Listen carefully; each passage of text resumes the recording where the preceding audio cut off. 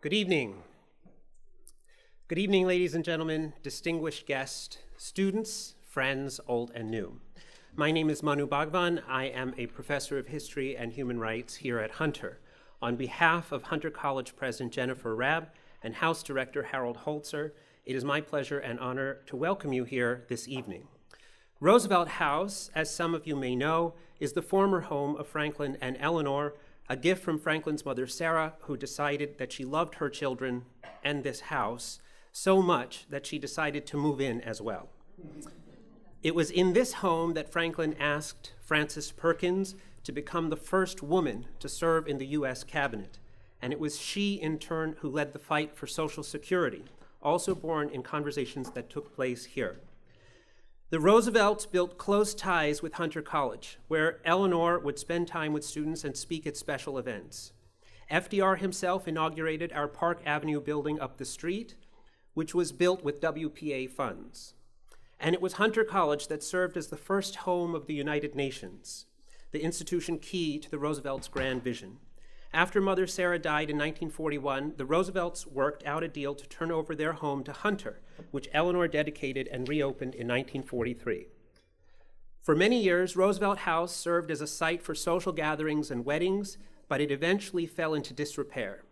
Thanks to the visionary leadership and extraordinary perseverance of President Rabb, however, the house underwent a meticulous restoration and in spring of 2010 was relaunched as Hunter's new Public Policy Institute, housing both our public policy and human rights programs. Through these twin academic units, Roosevelt House provides innovative interdisciplinary curricular initiatives for our students and also supports opportunities for research for our faculty. I'd like to acknowledge the entire team here at the House for all of the work they have put into tonight's program in terms of planning and operations. Thanks especially to Shama Venkateshwar and Rafael Munoz for their incredible efforts, and to House Director Harold Holzer, who unfortunately is unable to join us this evening and sends his regards through me, for all of his support. We have partnered this evening with the India Center and Impact. The India Center works to foster dialogue on the Indian American experience and on India's relationship with America. Impact does this as well, with a special emphasis on policy. We are especially indebted to Rahul Bhavnani and Gautam Raghavan for co-organizing this evening's panel. Thank you, gentlemen.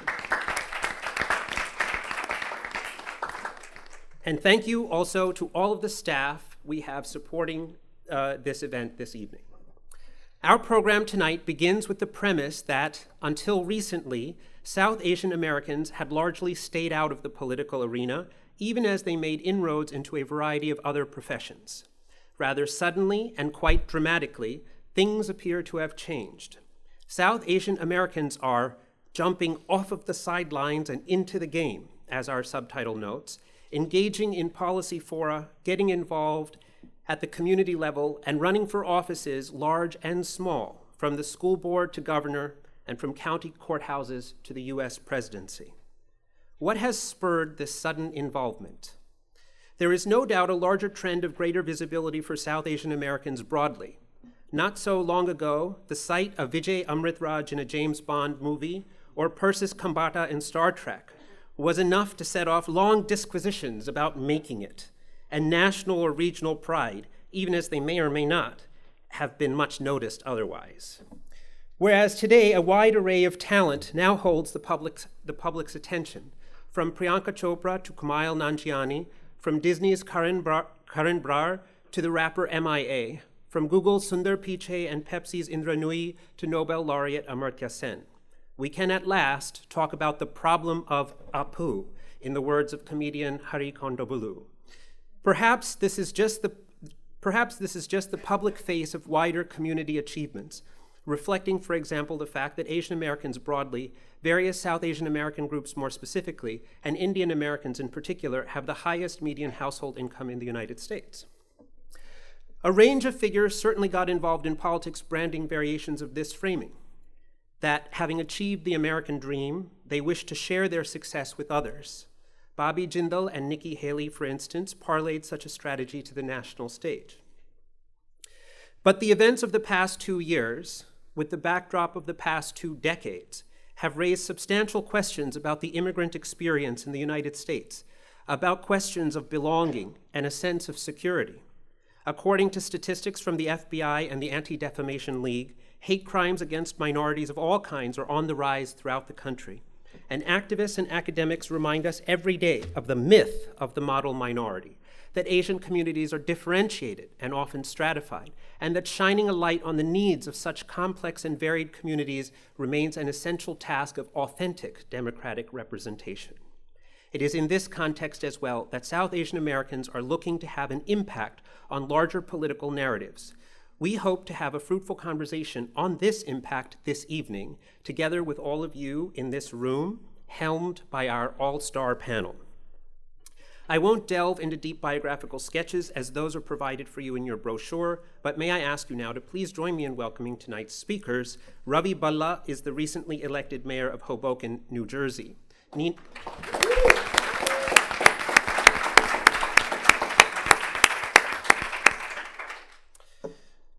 Raj Goyal is the first Asian American elected in Kansas history.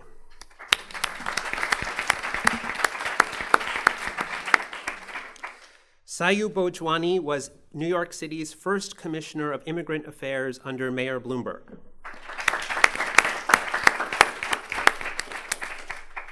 Chomtali Haq served as the highest-ranking Bangladeshi American in New York City government.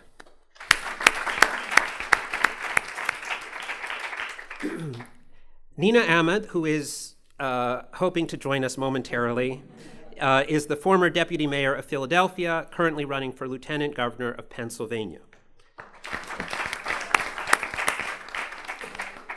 Our discussion this evening will be moderated by WNYC's reporter and host and my friend, Arun Venugopal.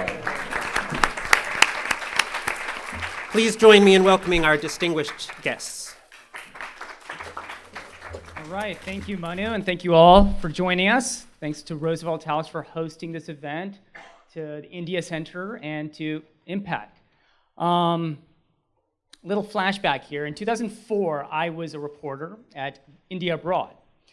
And at the time, I was covering the run-up to the Bush-Kerry election. And I remember being kind of frustrated because at that time, there was no polling data on the Indian American community. So we really couldn't write meaningfully about the community because we didn't really know how they voted or what issues mattered to them. The prevailing wisdom, and any of you can argue with me if you want to, though, is that most people thought, oh, Indians, they're all just a bunch of Republicans because they're all a bunch of rich doctors. At least the loudest voices in the room tended to be calling for tax cuts and stronger US-India bilateral relations and whatnot, and that they weren't as interested in, say, social services. Now, that prevailing wisdom went out the window in 2009 after the Obama election, because that's when we finally saw that Indian Americans overwhelmingly voted for President Obama.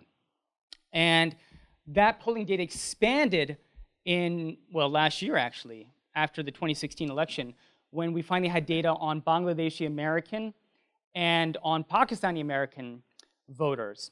So I'll tell you a little about how they voted. Some of you already know this, but 77% of Indian Americans voted for Clinton in 2016 versus 16% for Trump.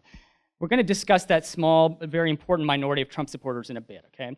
But among Pakistani Americans, it was 88% who voted for Clinton, just 5% for Trump. And among Bangladeshi Americans, it was 90%. Don't blame me. Okay, so we're going to take just one issue from that same survey. This is the National Asian American Survey. They were asked, all these are voters again, what are your feelings about Black Lives Matter? And according to the survey, 56% of Bangladeshi American voters had either somewhat or very favorable feelings about Black Lives Matter. With Pakistani Americans, it was 61%. And among Indian Americans, it was 65%. So about 2 out of 3 Indian American voters actually had positive feelings about Black Lives Matter, which to me was very surprising because I think it goes against, again, the prevailing sort of the conventional wisdom about what Indian Americans care about, but also it goes counter to what Manu was referring to, the success narrative that is really tightly embedded with the community. So here we are, we're learning all these new things about the community just in the last year, really. These are our communities, right? And things we didn't really know about them prior to last year. The things that matter to them. And less than a year later, this completely crazy year later, we have this sort of flood of candidates from these communities. And we have a chance now to understand what these candidates represent, the extent to which they represent the values and the feelings of the communities from which they're emerging. And I think to some extent, the extent to which the American public is receiving them, what kind of pushback they're getting. And whether being an immigrant running for school board or community board in Wisconsin is a liability or not. These are the things we want to discuss tonight. So thanks to everyone for joining me on this panel. Let's start with the first question. And I'm going to pose this to Sayu. My first question is the sheer number of South Asian American candidates in 2018, does this represent a breakout year for this community? Do I need to use this? You guys? Yeah. Okay, well, thanks for not giving me a break to think about things. Hi, everybody. It's so good to see an intergenerational crowd and some old friends. I can see you back there, Teresa. So, yeah, of course it's a breakout year for South Asians, but it's also a breakout year for lots of communities. So I think we shouldn't, we are so special, but we're not as special as we think we are. And we need to be really careful about that because the prevailing wisdom among, I think, particularly among more successful immigrants is a sense of specialness. So I just really want to caution against that. There's, I think, 100 and counting South Asian American candidates this year. Again, there are 13,000 women who have expressed an interest in running, so the exponential increase is in concert with what we're seeing around the country. A couple of things, though, that I do think are different. I think we're seeing more women run, which again is consistent with trends across communities, but I do think it's an important trend. I think there are so many people running that we can't keep track of high profile. There was also lots of high profile races and lots of down ballot races, which I think is an incredibly important thing to think about in our community because we have seen for the last, I would say, 2008 certainly and 2012, a lot of headlines about the record number of particularly Indian Americans running for Congress. But what's notable about this year is that we have people running for things like county commissioner, for city council in small towns, and school boards. And then the last point I'll make about the trends that we're seeing in 2018 is increasing diversity, both geographic dispersion and diversity within the number of South Asian candidates. So Afghanis, Bangladeshis, Pakistanis in greater numbers than in the past. And then in places like Arizona, in places like Arkansas, in places like Indiana, we have candidates not just for Congress, but for State House and City Council. So in those ways, I do think what we're seeing in the South Asian community is different, but it is consistent with what we're seeing across the country in other communities. So to what extent are we witnessing a generational wave, meaning the impact of we as in community, we've been in the post-65 era, we're talking to people who may be the children of immigrants themselves perhaps, but a lot of them may be children of immigrants. Is there something that's manifesting that is sort of these second generation South Asian Americans who are now accumulated enough sort of social infrastructure, contacts, their academic stature or professional stature, and that they now have accrued that enough that they can really go out there and deliver on a campaign promise and attract voters? I mean, I'd love to hear from our other panelists what they think, but I think it's too early to tell whether what we're seeing in the South Asian community this year is different from what we're seeing across the board, because so many more people are, quote, stepping up. There are people, so Hiral Tiperneni, who's running for Congress in Arizona, is a doctor and wasn't particularly politically involved. I don't think was going through a particular political maturation continuum, but she decided to run after the 2016 elections. I think, I'm trying to think about other examples. We have folks who are running, for State House in Michigan, for example, who are second generation, but Hero is first generation, right? And so I don't know that they're all second generation. I think there's a number of first generation. I think it's so vastly different. For example, there's no significant political infrastructure among the Asian American community in Arizona, certainly not in Arkansas. And those are two places that I think it's striking that we have two women running for State House in Arizona, State House in Arkansas and Congress in Arizona. And it doesn't seem related to any kind of, to what you're talking about in terms of a maturation of the South Asian community around them. Raj, any things to add to that in terms of patterns that you've seen or particular areas around the country where you're seeing a lot of excitement? No, nothing to add on. Nothing. this Oh, topic. okay. I'm kidding. This is Raj, and nice to meet you all, and thank you very much for having me. And yes, I would. Sayu and I have been working together a long time. We've actually all.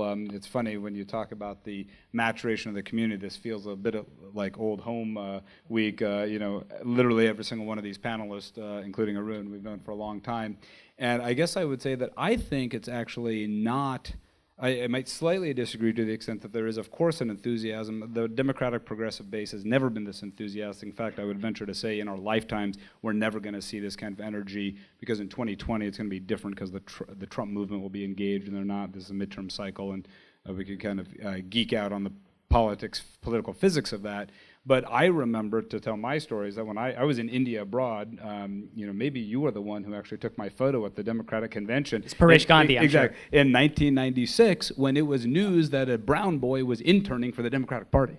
And of course, I wasn't a doctor like my parents who were in the crowd, so I was finally in India abroad, so they finally gave me some, a reward for something.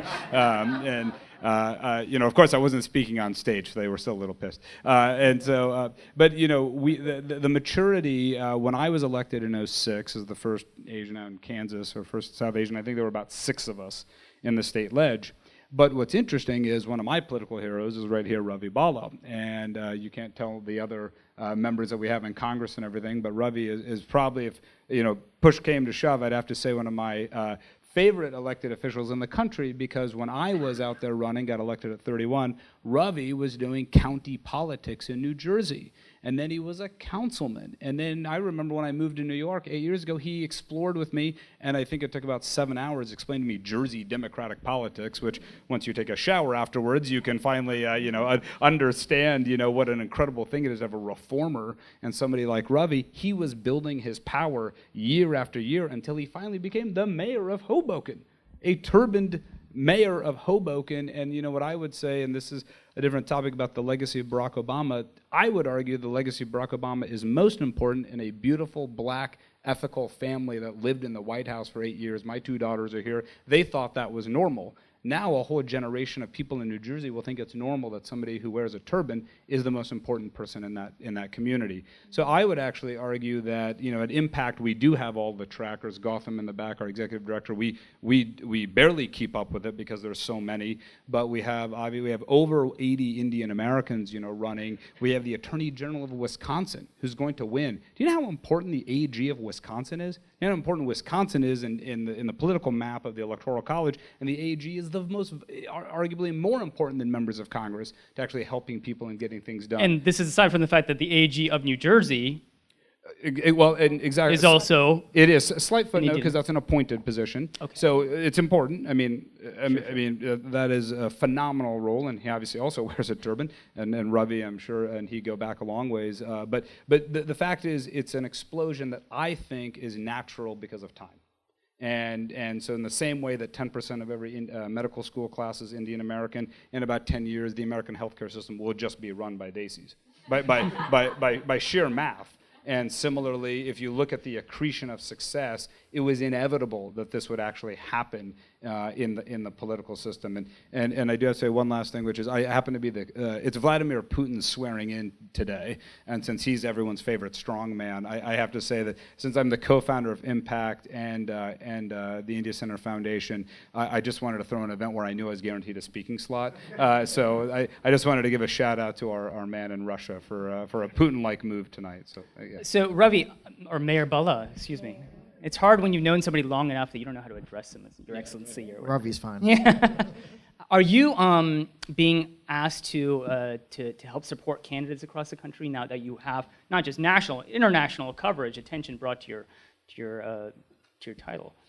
Yeah, sure. First, I just want to thank Arun, the India Center, Impact, Hunter College, the Roosevelt House for having us and having this forum. It's magnificent that we can all get here together and talk about really impactful issues that are going to shape our community for years to come. So yeah, to answer the question, it's a part of the role of being a South Asian mayor to try to elevate other people who also want to kind of get off the sidelines. Like, I think that's one of the themes of today, and try to make a difference and make that leap of faith. So yeah, where I can, I try to support other South Asian candidates. I am very deliberate in terms of who to support and who not to support. I don't think you should necessarily support a South Asian candidate because they're a South Asian alone. So I always try to delve a little bit deeper into making sure that their view of the world aligns with mine. And I can be proud to support them. If I associate my name with them, then I take ownership of what they do to some extent. So, you want to make sure that you support South Asian candidates, whether you're a Republican South Asian or a Democratic South Asian or progressive or a liberal, conservative, whatever the case may be. You want to support people that you'd be proud to support if they won. So I've had the chance to offer support here and there, and we'll continue to do so.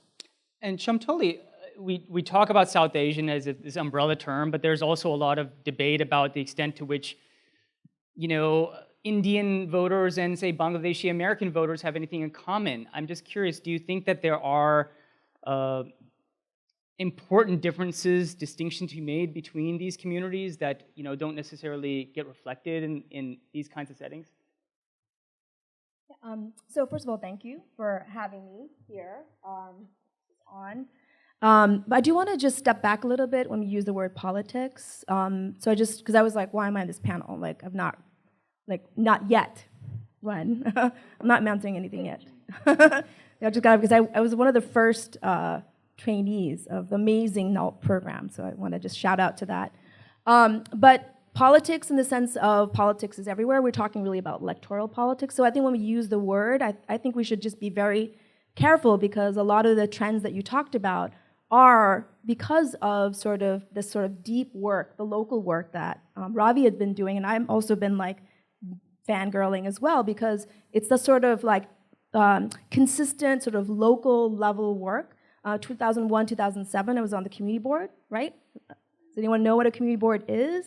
But doing things about sidewalks and permits and liquor permits, some things that seem mundane, probably not that sexy, but you do have to kind of put in that sort of localized work. But then there's also the community activism, right? The Black Lives Matter statistics, I wonder how much is that a culmination of the kind of community activist work that folks have been doing for 20 plus years, right? So just to kind of, place the word politics when we're talking about is electoral politics, and then politics sort of political that's outside, just kind of being careful about how we're using that word, because I think political broadly, the South Asian community has been very active, actually. This is not a new thing, but we're probably seeing it in more of these traditional spaces now because of that sort of deep community-based work that's been happening. And I think we just kind of have to, I want to make sure that we acknowledge that labor that's been going on.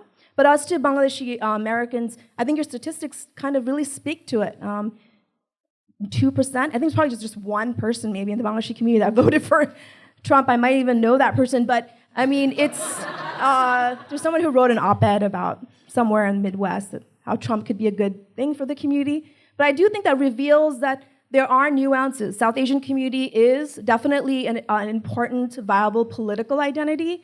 But I think the Trump election sort of, in the Bangladeshi community, we were talking not about Trump versus Clinton. We were actually talking about Bernie Sanders versus Clinton. And I want to shout out to Shahana Masoom, who's here. There were a lot of folks who were just actively on the phone, doing the kind of day-to-day work of politicking. So those were the conversations we were having, and partly because Sanders spoke to the issues that the Bangladeshi American community was concerned about. 1/3 of the Bangladeshi community in New York City lives under poverty. So when the broader South Asian candidates are talking about immigration, yes, that's important. But South Asian students are mostly at places like Hunter, CUNY. So they want free tuition, they want affordable housing. So when you start talking about the political issues that impact certain segments of the community, it wasn't all just sort of about sort of immigration. Immigration was key, but there were these other economic justice issues. And I think that sort of speaking to those sort of reveal a certain amount of differences in terms of the kind of issues and how we need to sort of appeal across. Of course, also Islamophobia plays a big role, right, in terms of how certain communities are going to experience the political circumstances. So it's not surprising that Bangladeshi and Pakistani Americans, right, would have a less of a favorable view, right, with registration, Trump travel ban. It's directly impacting the community. And Yeah. do you get the impression that, do you see support coming across the South Asian community? Rather, when a Bangladeshi American is running for something, do you see support coming from other segments of the South Asian population, or does it tend to be pretty much only other Bangladeshi Americans or just the public at large who might be supporting or facilitating that candidacy? I think if Nina comes, I think Nina would be most apt to answer that question. Any minute now. Right, in terms of how she's being received as someone who's running for elected office. But I do think that in terms of trying to convince candidates, both South Asians, I mean, so for example, I know being on calls where they would say, oh, you don't need to translate campaign materials because all South Asians speak English. I'm like, no, it's not true.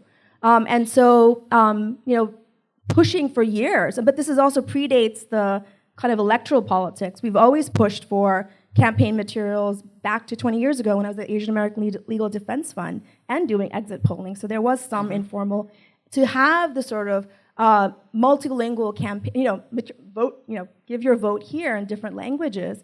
So, I think that the sort of myth that we were talking about, and that there is this sort of notion that, oh, we can't necessarily translate materials, there are issues aren't around economic justice. I think that's where there's a big of a disconnect. I know that there's been some of more local candidates have reached out and say, oh, how do I reach out to the Bangladeshi community? I'm talking about South Asian issues, but I don't get any interest from them. It's like, yeah, but you're not necessarily speaking around interests that would be around these economic justice issues. So I think that we also have to broaden our sort of issue plate, if you will, and be more conversant in a lot more issues. And it's not just Bangladeshis. I think if you look at other Indian American communities, for many years I worked with construction workers who are Sikh, right? Construction drivers are Gujarati. So it's not just Bangladeshi, Pakistani, and that Indians are all wealthy. Also, Indian Americans have low-income, working-class folks as well. And so we have to speak to all of the members of that community. So, I know, let's see, you live in Hoboken, but did you ever live in New York City? No, I cannot. I've got like a 3-hour limit, and then I have to go back to Hoboken. It's a bit too clustered. I'm curious. The question is, why has there's never been a South Asian council member in New York City, right? 51 council members, there's never been one who's been from this community. Why is that? If I could, let me jump into that one, having been elected in the reddest part of the reddest state in this country. I've had a unique perspective now being in what is supposed to be the bluest area, although that's another conversation. So the short answer is that political machines don't like outsiders. And New York City and New York State, I don't know if you've noticed this, Albany, not exactly Webster and Clay anymore. It's not exactly ancient Rome in terms of deliberative democracy. And so Illinois, New York State are still machine towns, the machine states. And so therefore, it was actually easier for me to get elected in Wichita than it actually would have been on the coast.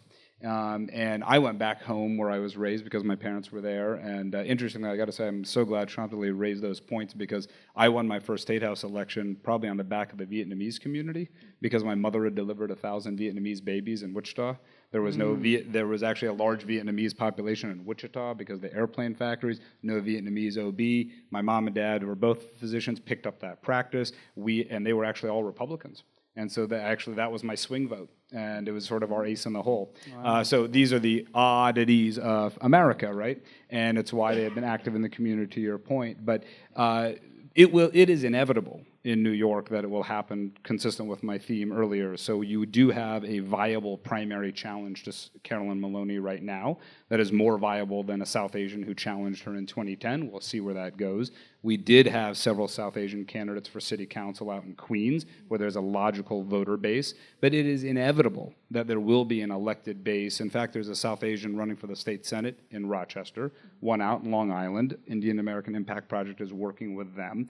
And the last thing I'll say is take this issue of Uber and yellow taxis. Chompley, raised this issue, which is, had there been representation on the council, that issue would have gone very differently in the public framing. The mayor absolutely botched the framing on the cap on for-hire cars 4 years ago, so it was framed as a yesterday versus today. He didn't get it. He was in the pocket of the yellow taxi industry. Now look how things have changed. Taxi medallion prices plummeting. Streets are choked. People are realizing we have too many cars on the street. Had we had some elected folks, because yellow taxi drivers are 98% South Asian.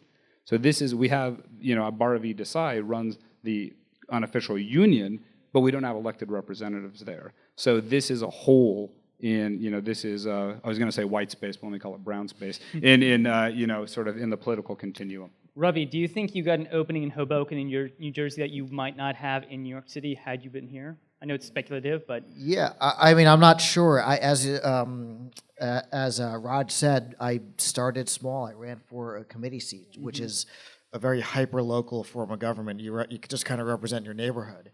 And, I ran uncontested as a Democrat, but I knocked on every single door in my neighborhood to explain what a committee person does.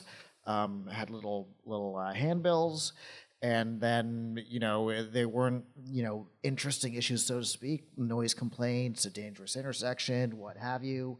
But you sort of get to understand how things work at the local level. There's that, that famous saying that all politics is local. And the trajectory for most members of Congress or the U.S. Senate is not that being their first run. You see a lot of members of Congress who were former council members, maybe former, commissioners or mayors or assembly members or state legislature, what have you. So there is a for most people, unless you're a movie star or an athlete, the arc is a lot longer than a lot of South Asians might expect. So, when thinking about getting involved in elected office, think about yourself as a South Asian, but think about your immediate surroundings. What are the issues that impact you the most? The reason I decided to run partially was because of a massive tax hike in Hoboken, where my wife and I had to make a decision. Do we flee to the suburbs like all of our friends, or do we kind of get off the sidelines and try to fix some of the ineptitude and borderline corruption we're seeing in Hoboken? And we're in our mid-30s. We had a young daughter, and there's impetus for new blood, new people to get involved. And my wife said, "Look, we're in our mid-30s. Why don't you run?" But it was a challenge. People said, "How many sick Americans live in Hoboken?" I said, "Well, there's my brother and my wife." So get 2 votes locked up right there. 2 or 3 votes, That's why we have big families. What's that? That's why we have big families. Yeah, that's right. That's right. My mother was not an OBGYN, so I didn't have that advantage. That 1,000 baby advantage. But they said, how many Indians live in Hoboken? Or Okay, now we can start the Yes. panel. Everyone, Hi. So sorry. welcome Nina Ahmed. I came the furthest. That's Yes. right. Yes. And in the middle of a campaign. But I really needed to be here. Thank you for joining us.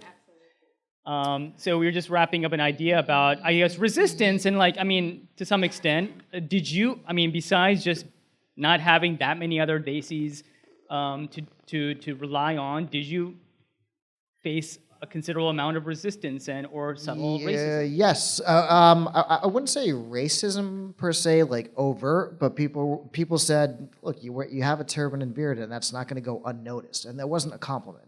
So they're like, you're not Latino, you're not Irish, you're not Italian. So, where are you going to get your votes? But like any good Indian would do, you work hard. You're at the bus stop at 6 in the morning. You're at the ferry station. You're at the train station. For us, it's a family affair. My wife works three times as hard as I do, and you just deliver your message, probably just the same way Raj did it in Kansas. So we live in Hoboken, a crossover community where if you can persuade the electorate that you can deliver on, issues that matter to them, fiscal responsibility, flooding, parking, things that are not really ethnic in nature, but you're the most qualified candidate for that, they don't really care about your background per se. They want results on those substantive underlying issues. So in this respect, what was the best advice that you got from your predecessor, Mayor Zimmer?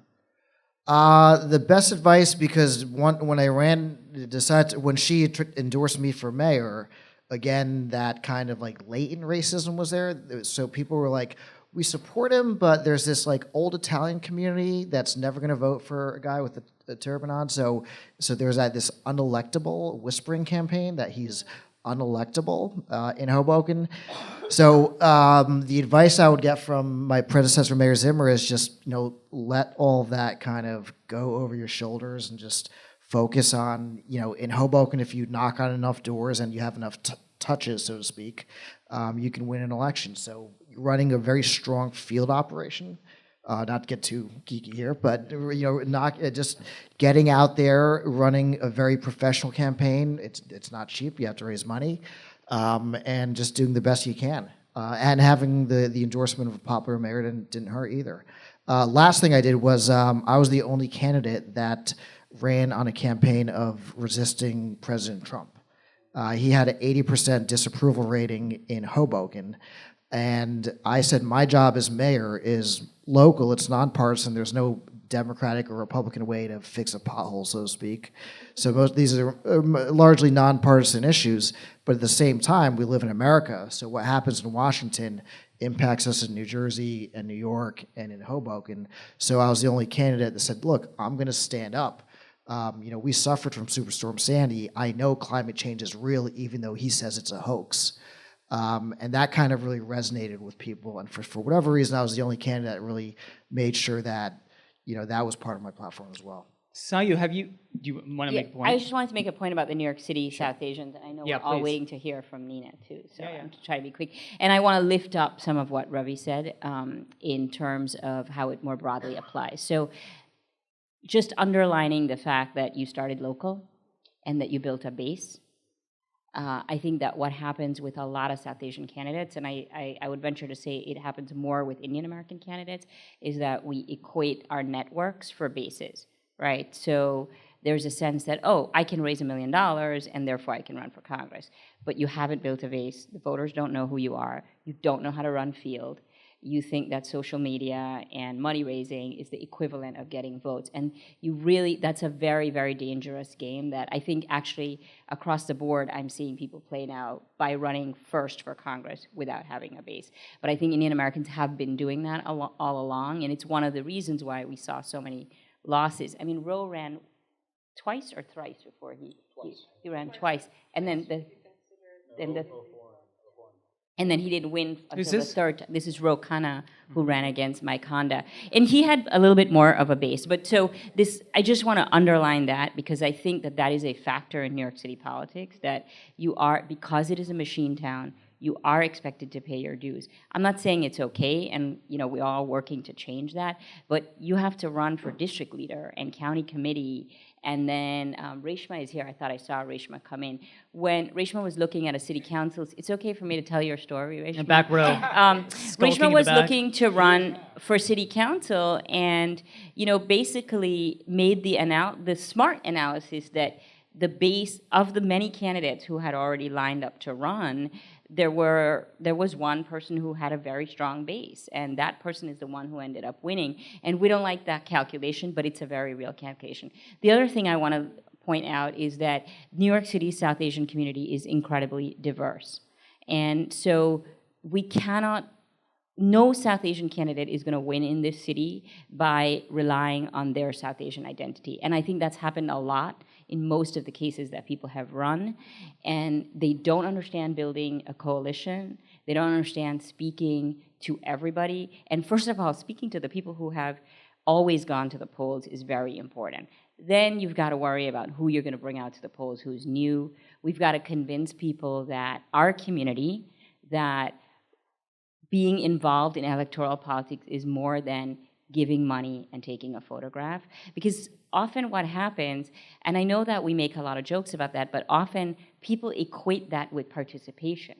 They think in their minds, and they're not wrong. It is a form of participation. But when it becomes the only form of participation, what happens time and again in New York City is that people come here, they raise money, they see the community as a cash cow, they know that we're not going to ask for anything, so we're very, very easy to con in that way, frankly. And then elected officials don't deliver, and it kind of perpetuates this cycle of disenchantment. But I think that starting local and thinking coalition politics rather than identity politics are really important elements of succeeding in electoral politics, and it's something that I don't think enough people have tried. Briefly, we'll let you speak in a second. But she made such an important point. Just to underscore that, on the elected official side, I can tell you, and Raj, you know this probably very well, that that politicians look at data. So we will look at a community like the Vietnamese community or the Asian community, the South Asian community, and see how many people are registered to vote, how many people actually vote, and then what their voting history are. Are they frequent voters? Do they vote in just presidential elections? Do they vote in primaries? Do they vote in local elections?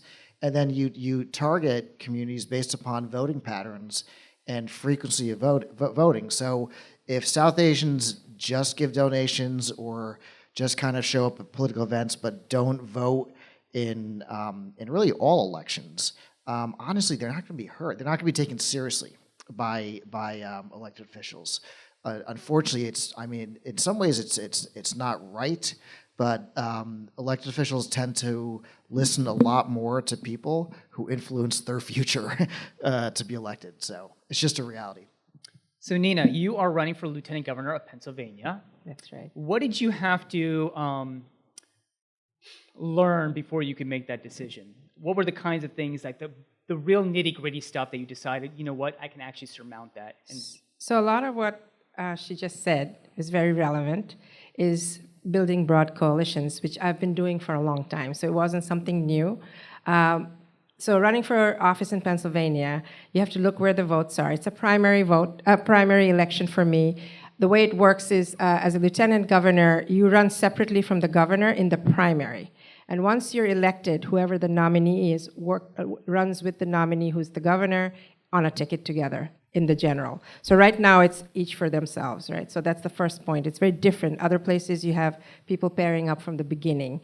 We're actually probably going to go to that, but at the moment it's you run for the primary. I am an insurgent candidate. I am not an establishment candidate. However, I know the establishment. So it's a slight difference about coming in new. I'm going for the seat. We have an incumbent already in the seat. He is disliked by the current governor because of issues he's had. He's had an Inspector General's report that has been issued on him. It's not been public yet, but there's been issues of how he treated staff. So the governor, this is all public, so I'm not talking out of turn. The governor removed his security detail and other staff. So he comes from an established political family in the northeast of Philadelphia, which is where the most of the votes are in all of Philadelphia. So, you know, he has a presence. He's been in office for 4 years and has run for state senate before. So when you're coming up against someone like that, you really have to have a ground game, which is hard to have when you're running in a whole state. So it's 67 counties in Pennsylvania, but the votes are in southeast Pennsylvania, which is Philadelphia, Bucks, Montgomery, Chester, and Delaware County. There's a lot of excitement in this race, and not just my race, but at this time because of 2016. 2018 has been sort of bellwether a year to see how we do with the congressional seats. So I've piggybacked on that particularly to say that what you said about running against Trump. So my opening line in where I go is to say, I'm building a wall. It gets everybody's attention. So I'm building a wall of integrity and accountability. And I'm building a wall to say that Pennsylvania is not going to go down the path of hatred and bigotry. We are going to resist, and I'm the face of the resistance. To have a brown woman like me run for statewide office, where there's been no women, no people of color ever who has held statewide executive office, and secondly, never a woman of color, and we've just had one woman ever who served as a lieutenant governor. So forget the Me Too issue, which is very prominent in this process. There's also other issues that Democrats are very, very energized about. So I've gone from counties across the state, and in the reddest of states, Democrats are holding breakfast where 100-some people show up, right, where there used to be 5. So this is what we're finding, and I'm tapping into that needing a new voice. So it's Trump in reverse. It's saying that clear, being unapologetic about being a woman who decide, choice for women is fundamental for me. I make no bones about that. For gun control, make no bones about that. So they like that message, that it's clean, it's clear, even that they might not agree with everything I say, but they know who I am. So that's been the first. My challenge is to be known outside Philadelphia. I have a broad base in Philadelphia and Delaware County and some in Montgomery. But the challenge is to have a bigger footprint, and that comes from doing TV, which is extremely expensive. But I'm the candidate with the most number of points on TV right now. So something we were discussing before you arrived, I think, with Ravi had to do with religious bigotry and xenophobia. To what extent is that hitting you? So if you go to my public Facebook page, you will see I'm shutting down guns, I'm killing babies, and I am You are. Sharia, going to bring in Sharia. Right. All of that, we just leave it there. It energizes all my supporters even more. Okay. We don't shut anybody down. Yep, put it up there. And it drives people. I get more endorsements. I'm getting more excitement because people, those are usually Republicans and trolls who are coming on. So we check them. We see their Republican registration, leave them on. Because we want our Dems to get really excited and incensed that this is what we're fighting. So they do exactly what I want them to do, is show what it is that I'm fighting against. So we're getting that. Do you think that being an immigrant is an asset in your I'm candidacy? using it as an asset. I am saying that I'm an immigrant. I come from Bangladesh, which means I lived through the war, and I stand in the blood of 3 million people, and I'm paying it forward because I have the freedom to do what I'm doing because some people, a whole bunch of people died. Secondly, I also stand in the blood, sweat, and tears of the civil rights movement and just getting rid of slavery for the last 400 years. I stand on their shoulders as well. So I made it very clear, articulate, and connect those two things when I speak. And it doesn't matter where I'm speaking. I can be speaking in the reddest of the reddest states. I talk about mass incarceration, that's an issue, that private prisons are wrong, immoral, and we need to shut them down, So I am unapologetic about saying what we need to do, why I'm going to work with this governor to do that. And I think that resonates with people. First of all, they need a woman with ability to stand up to the machine. And I'm standing up, I am the most well-resourced of all our candidates. And thanks to the South Asian community, particularly the Bangladeshi American community. Is that right? 80% of my money comes from small donors from them. Where are they, local or nationally? Here, I was in Queens, I was in Bronx, in California, Pennsylvania, North Carolina, Baltimore. We have a whole network that's going. They understand that the lieutenant governor's position is not something that, like Congress, would impact them more directly. But they understand that changing the narrative around immigrants is what I'm going to do. And have you been doing Bangla language press interviews?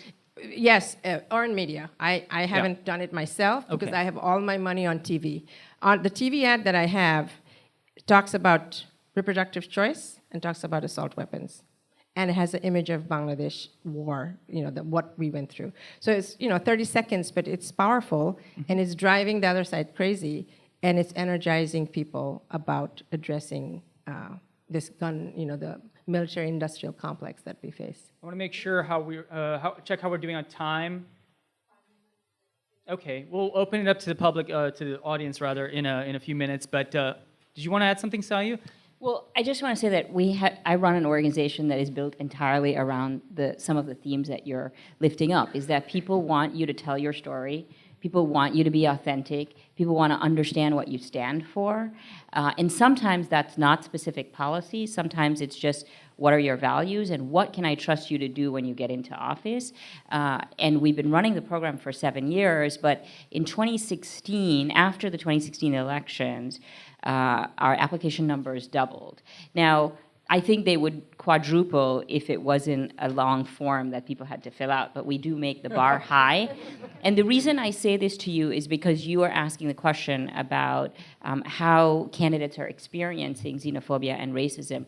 And what I would say, having been Commissioner of Immigrant Affairs after September 11th, I think in that moment, and Shantola, you can probably speak to this, that in that moment, there was a little bit more, and I'm not talking about activists and advocates, I'm talking about the community more generally, I think sort of went like this. We wanted to sort of stay in our lanes and stay out of trouble, quote unquote. After the 2016 elections, it was very much the opposite. I think people sort of said, come and get me. And the rise, we saw an increase in the number of American Muslims applying to our training, a tremendous increase because we train in places like Michigan and Orange County.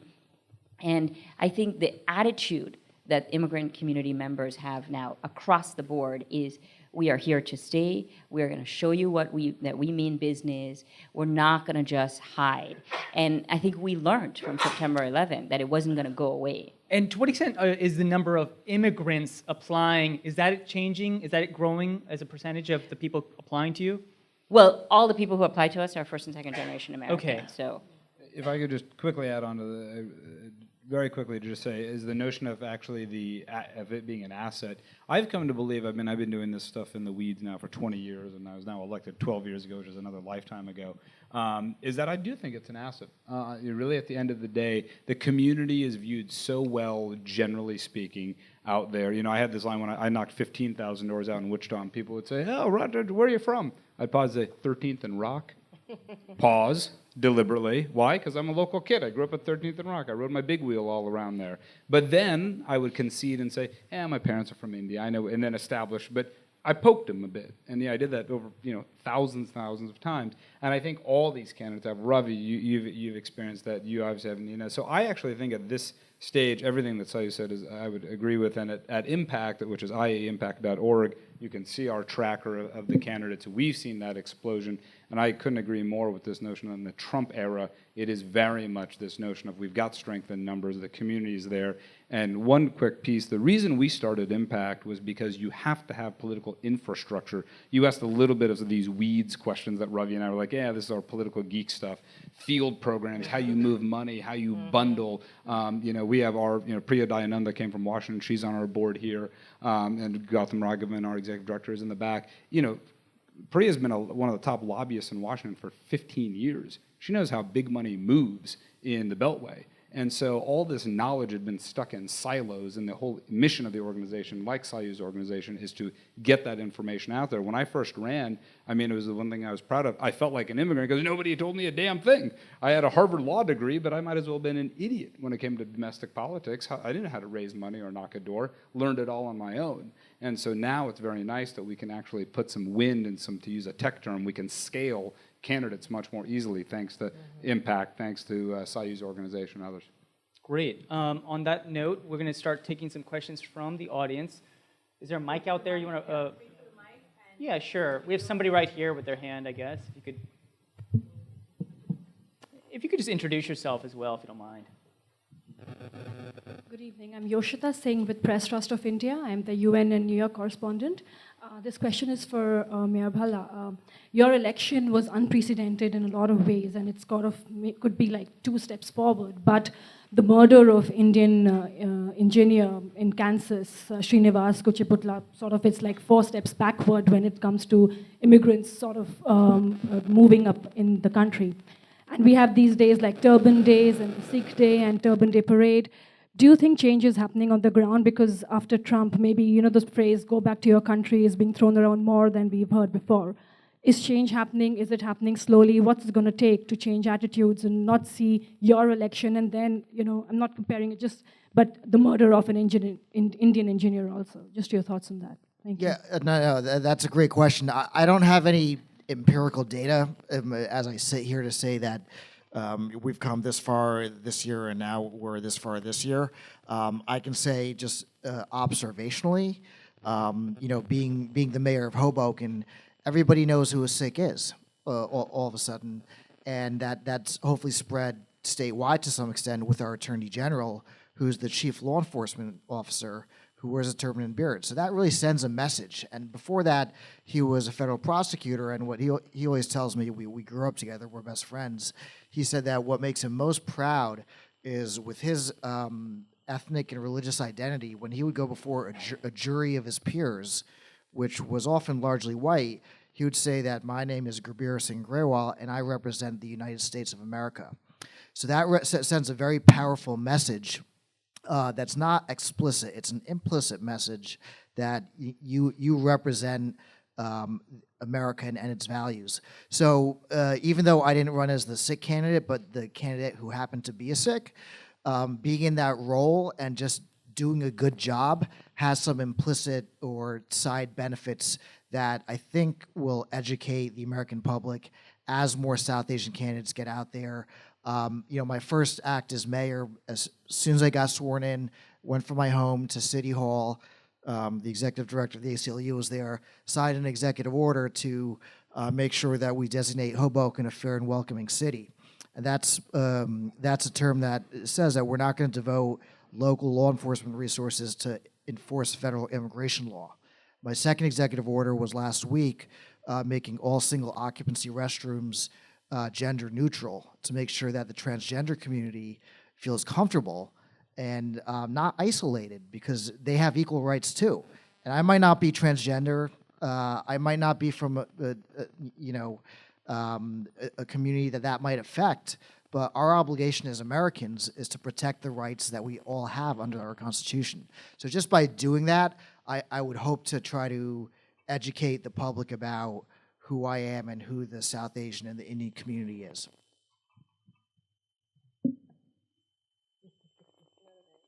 Question back there? Yeah, that's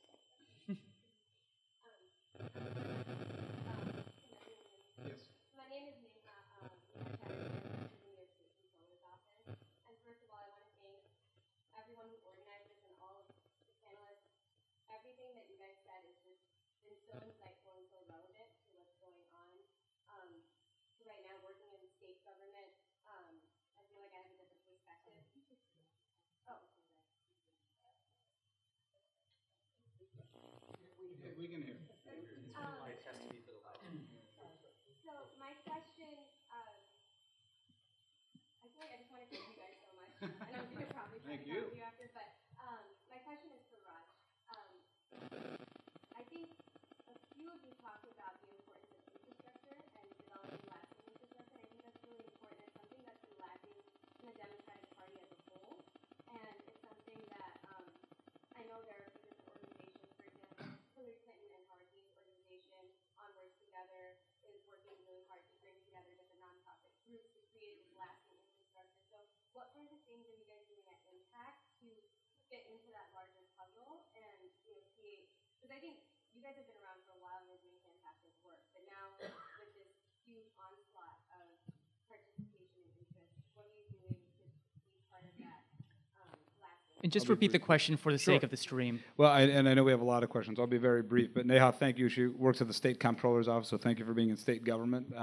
And the question was, what about infrastructure? And also, I think you thanked the panelists, so we really appreciate that. So I'll say quickly, you know, I have to say this because I'm a sort of a lay. I'm a big fan of history, and we're sitting in Franklin and Eleanor Roosevelt's home, which gives me goosebumps. The notion that they dined above us, and you know, Harold Holzer isn't here, but in his he worked for Mario Mario Cuomo in his '84 famous keynote, talking about how Franklin Roosevelt lifted himself from his wheelchair to lift this nation from its knees to fight the Depression, to win a world war. And unfortunately, the Democratic Party has lost it's been deracinated, and it's completely now, our roots actually in what our message is has become completely lost. And I'll say this publicly, the Obama presidency will go down not with glorious legacy when it comes to building this party. And I was on the front lines of this, both as a major fundraiser for the president, as a federal candidate, as a state legislative candidate. You know, the longest job that Barack Obama had before president was a state legislator. And yet you never heard him ever talk about these issues that were on this stage. And we have to reckon with that legacy. I was on the federal ballot in 2010, which was the worst year in the history of the Democratic Party. It destroyed state parties all over this country. 2014 was a second wave, a tsunami that hit the party. And then 2016 was the biggest act of political negligence our history has ever seen, where we lost to an orange madman in an election that was utterly winnable. And remember, we lost a completely winnable election in 2000.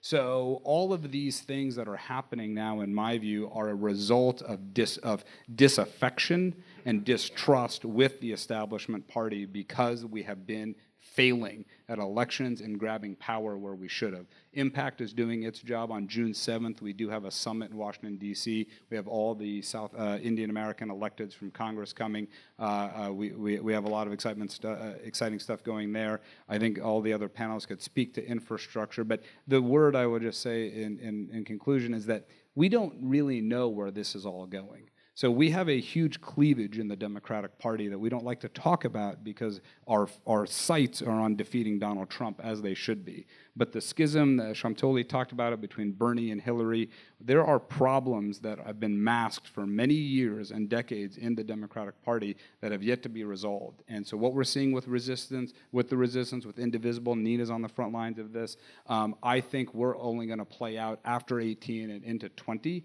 And if we're being honest with ourselves, we don't know where this is going, but we love all this energy. But as to whether or not it's channeled, focused, and effective, that jury is still out. I just want to add to that using racial equity and gender equity lens is something the Democratic Party has not done, and they're forced to do it now, because guess what? Who's helping them win these elections? The 30-plus elections that have been won since 2016 have been women driving that, and particularly black women, if you look at Alabama. Connor Lamb won in Pennsylvania, white suburban women. So, you know, we just have to stand up and say, this is 50% of our population, and yet they don't have a seat at the table, and we're not going to stand for it. And you have to be bold and vocal about that, and say, and find people who are able to take a seat at that table. And so that sort of destabilizing what has been the structure of, well, we're going to go for the economic voter only without a racial equity lens, which is why I think Bernie lost. He didn't bring in that racial equity piece, didn't bring in gender equity. You're not going to win it, because guess what? Who is driving the elections? Who is going to the voters? The black voter in Pennsylvania is the most reliable voter. The black older woman voter is the voter. She votes because she takes her vote seriously. People died for her to have that opportunity. They don't forget that. And for us not to acknowledge that is silly. I mean, it's just we're not doing it the right way. So we need to be very forceful. Right now, there's a New American Caucus in the Pennsylvania Democratic Party. That's new immigrants. It's for immigrants to have a voice. And so we're having all these caucuses, but we've had caucuses before. How effective are they? You have to see who's at the table, and and I think it's good. I mean, yeah, it sounds like, we've lost the way. We actually haven't. I think this is good rethinking. We're going away from this centrist kind of way of thinking, because that's drowning this country. And we're pushing it to be more challenging and to be more progressive. So I'm hopeful. We have a question up here. Yeah. I'll just get the mic over if that's cool. All right.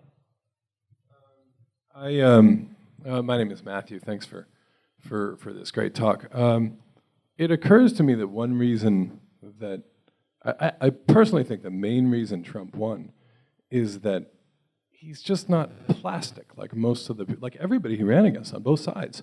And so I'm in this panel or watching this panel, and everything that you're saying is very natural and normal and why do I not hear normal, candidates for governor, for federal office? Why don't they speak properly?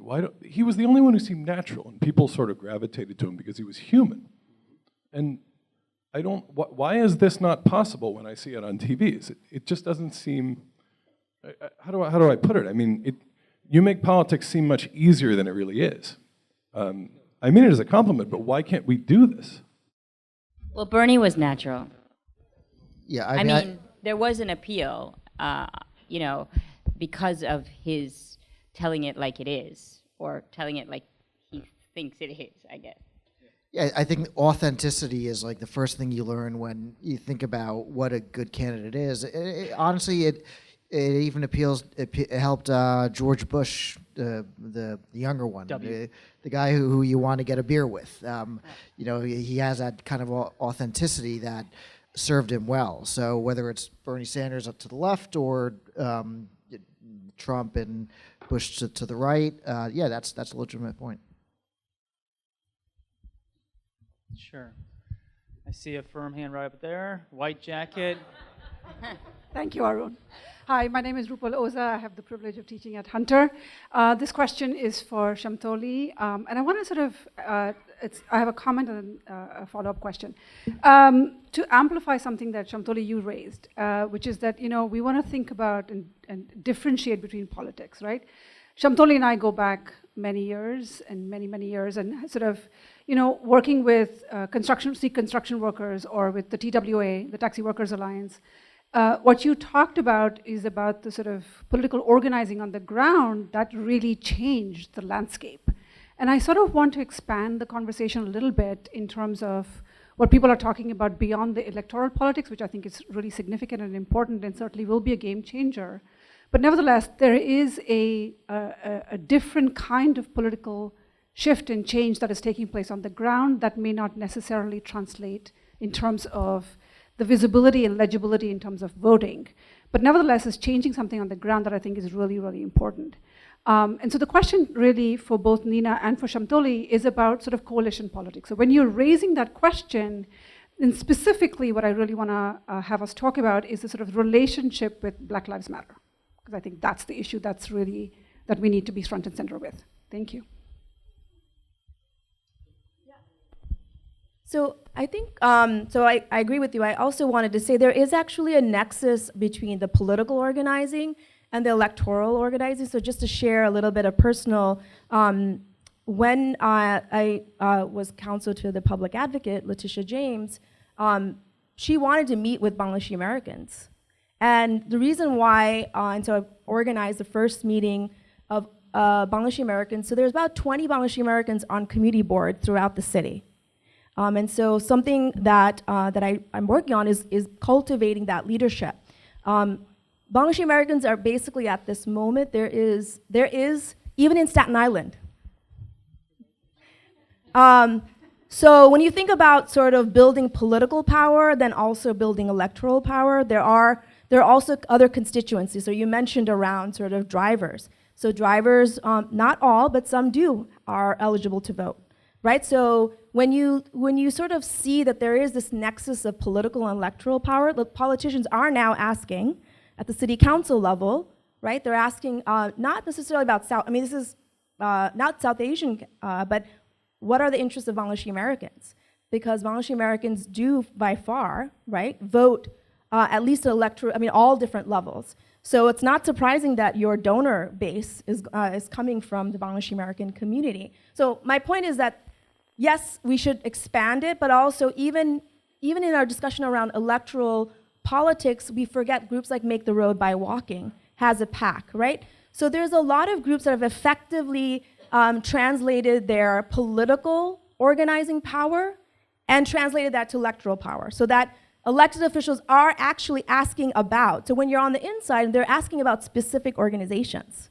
And they're asking about specific ethnic communities. I think New York City is, it's gonna happen, but it's much, much harder because of all of these kind of sort of divisions, and so coalitional politics is really important. I also think politically post-Trump, I think you're like spot on.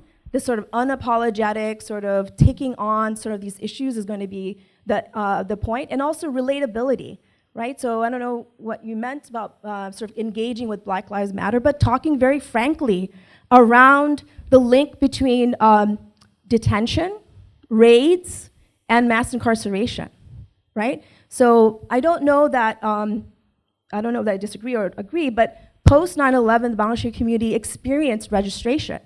So when Trump came along, the community had already been sort of activated around these issues, but those issues didn't bubble up to more of the mainstream conversations. So when Trump came about registers, like Bangladeshi community had already, and Pakistani community had already been registered in 2003. Many communities have already been deported. They'd already been politicized, right? So that's why we were already talking about some of these sort of liberal fissures, not because of Trump, because there have been past sort of political experiences. So I think my thing is that we should just pay attention, be to the ground, back to, I think I wanna lift up, Ravi's point about just really going hyper-local. And the last point was that there's a kind of, I won't say in Bengali, but there's an expression in Bengali which is literally means get down into the field. Those who know Bengali, matenama. The politicians that kind of sit like we are up here, right, don't do well. You do have to relate. You have to be able to shake the hand and figure out how to talk to the average person. And I think that's a skill, and I think it's a great training that NALP does in terms of like teaching you how to just talk to everyday people. Sometimes it's amazing to me, some of the most brightest folks can't just strike up a conversation with like your neighbor. Like, I think it's like if you can't talk to your neighbor, like you shouldn't be running for Congress. Like you should know how to like have a basic conversation, So I don't know if it doesn't speak, I hope I got to your points. Yeah. Did you want, so the Black Lives Matter piece. So the way I preface that is Black Lives Matters because Black lives are at risk.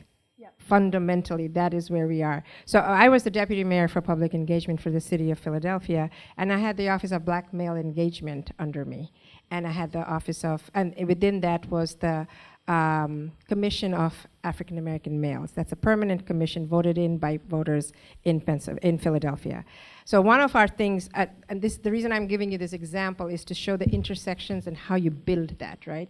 So here I was, a brown, slightly small woman running a department affecting 45% of the population in Philadelphia.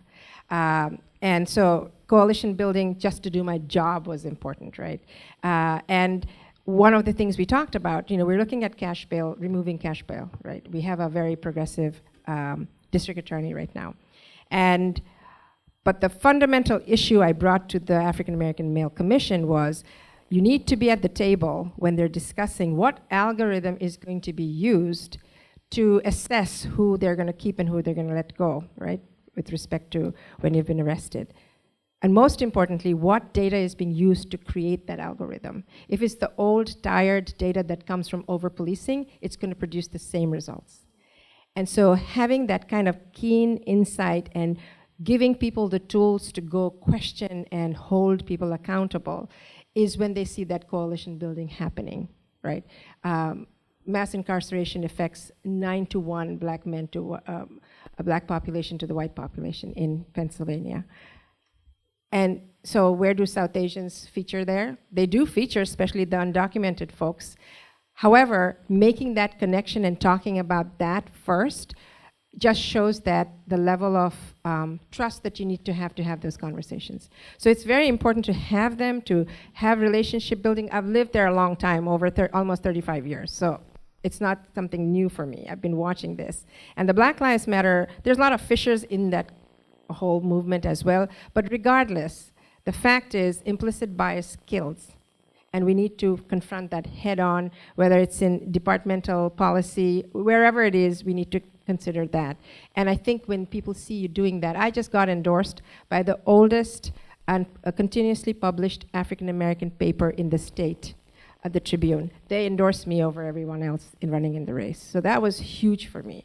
That is a huge message to the black community who are watching for validators to see, who's getting validated. I'm waiting to hear from the black clergy on that as well. So it matters that I have spent my time doing it. I couldn't do it overnight. It would be fake. So. Are we on time? Another 5 minutes. All right. We want to have a question. That's right. After this, we do have a reception. But where's the mic? Okay, you want to give it right here in front of you? My name is Chandrakant Pancholi, Overseas India Weekly, and I have a particular question to Raj and Ravi in particular. Did county organizations supported you, and if so, whether you collected money, donations and bundled it up, and if so, how much money you collected for the county organizations? Because it is a matter of public record and you can tell us. Just tell us. So the in Hoboken we have the benefit of not running partisan races. So I didn't run as a Republican or a Democrat. So it's a nonpartisan race. So even though I'm a Democrat, we had a field of 6 Democrats and 1 Republican. So the county organization controls what's called the line. So it's column A, column B, whatever the column that year. So they're very powerful in partisan races. That was an advantage to somebody who might not be so ingrained into the county machine. So because my election was such a kind of a toss-up, it was 6 candidates. The polling was all over the map as the race went on. Frankly, the county organization stayed out of it. They didn't endorse anyone. They didn't get involved. I try to get endorsements from the so-called machine politicians. Senator Booker, Senator Menendez was involved with other legal matters at the time, so I didn't ask him. He was very busy, but he did call me while the jury was out to congratulate me. So Senator Booker, Governor Murphy, Senator Stack. No one helped me. No one helped anyone because nobody knew who would win. I always say the benefit of that is that I kind of like earned it. No one I had to do all the work myself. I didn't get the endorsement or the money of the machine, so to speak. I had to literally just knock on every single door. Didn't take a day off from June 20th to November 7th. It was a rough summer, but that's how you did. That's how you win elections. So. Quickly, what's interesting, my answer is 0 because in the red states there are no county parties. And so this is the distinction because you're probably based in the Northeast, and in New Jersey you heard a 5-minute great answer. In the Kansases and the Arizonas and the Oklahomas, there's no state party infrastructure, there's no county party infrastructure. So they were actually, I could, in a sense, I was from there, and I used to say, Mike Pompeo is the man who beat me for Congress, our distinguished Secretary of State. And I once put out an email that said I have shoes in my closet who have been in Wichita longer than Mike Pompeo, and it was true. So I had local roots, but I was able to parachute back home and essentially take over, you could say, the county party because it wasn't much to take over. And then I went out like Ravi and I knocked my 8,000 doors, 30 hours a week in tornadoes and snowstorm or in thunderstorms and everything, because this is how you win office. And let me just quickly say, of course, and this is the last time I'll have the mic, which is the India Center Foundation is also the co-sponsor of this organization. Rahul Bhavnani, our head, and Shok Sinha and Varun Mehta, our board members here, which is indiacenter.us, which is designed a little bit like an Asia Society just for India-US, cultural affairs programming, and also public affairs programming. So back to the infrastructure point, there are many angles on which the community is engaging, and that's why tonight is very exciting. We have one last question, perhaps.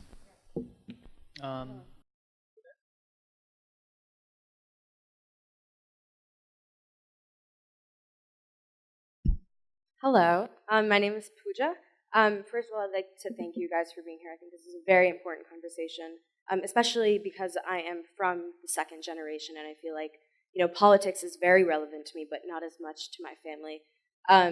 My question to you is, being Asian American, do you feel like you may have an obligation or the intent of taking your politics, your coalition politics, and going international with it, and doing things back in South Asian countries where, issues are kind of, American issues are important, but with your identities, to use that as an asset on an international level?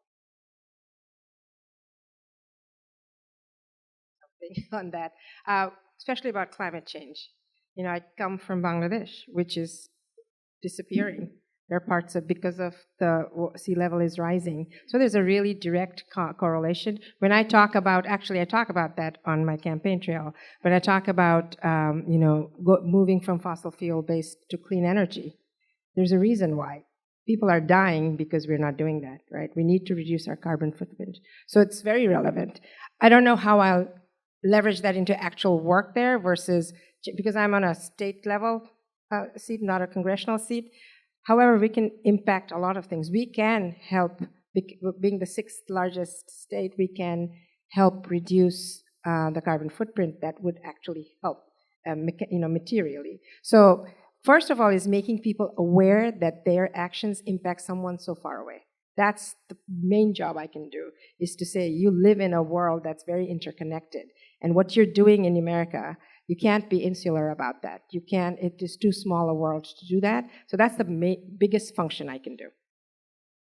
I'll just comment on maybe the reverse, the way that I've used my work around labor rights in South Asia and Bangladesh, actually locally. So in 2013, when Rana Plaza, this building collapsed, it produced garments for Gap, Zara. So at that time, the state controller, I don't know if you were there at the time, Dinapoli, he went to Bangladesh, took a delegation, because a lot of the union funds are invested in some of these companies.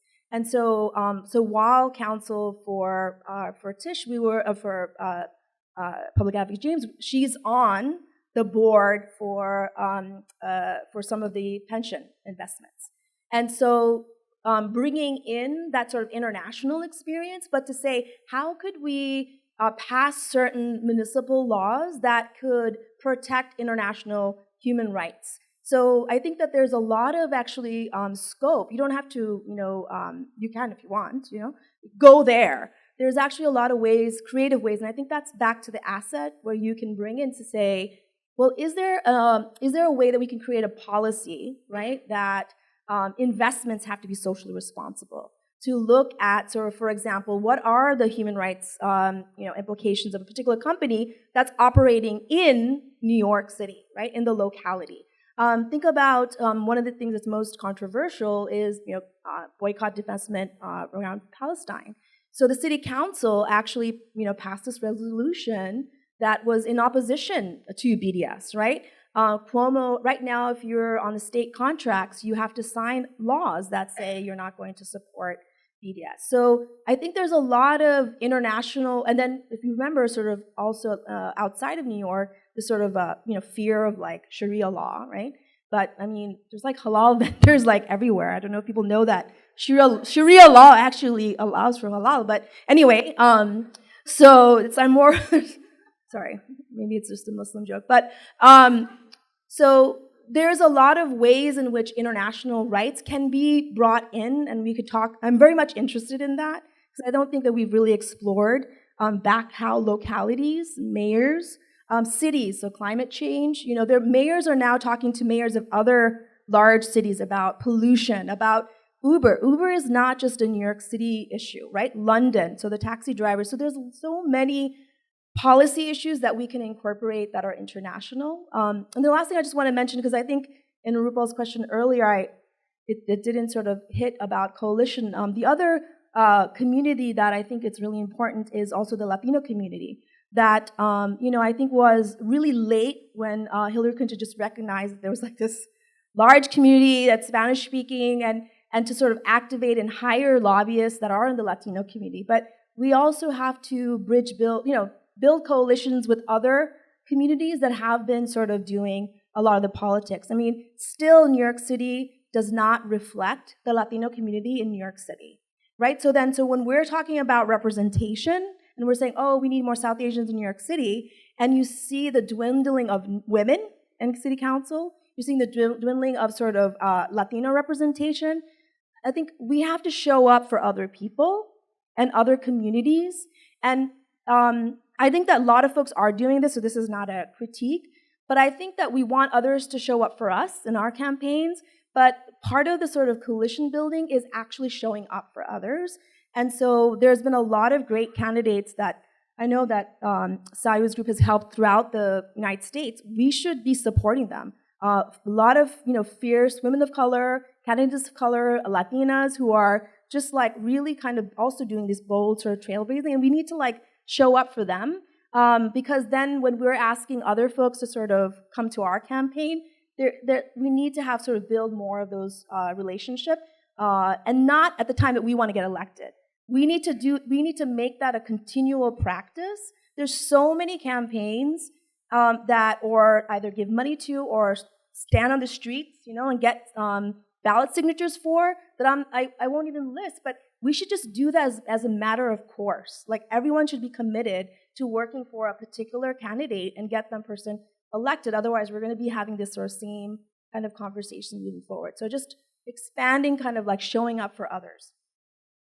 All right, on that note, I'm going to call it quits. Thank you, everyone. Shamtali Haq, Mayor Ravi Bhalla, Sayub Bhojwani, Raj Goyal, and Nina Ahmed. Thanks to all of you also. There is a reception. Please join us.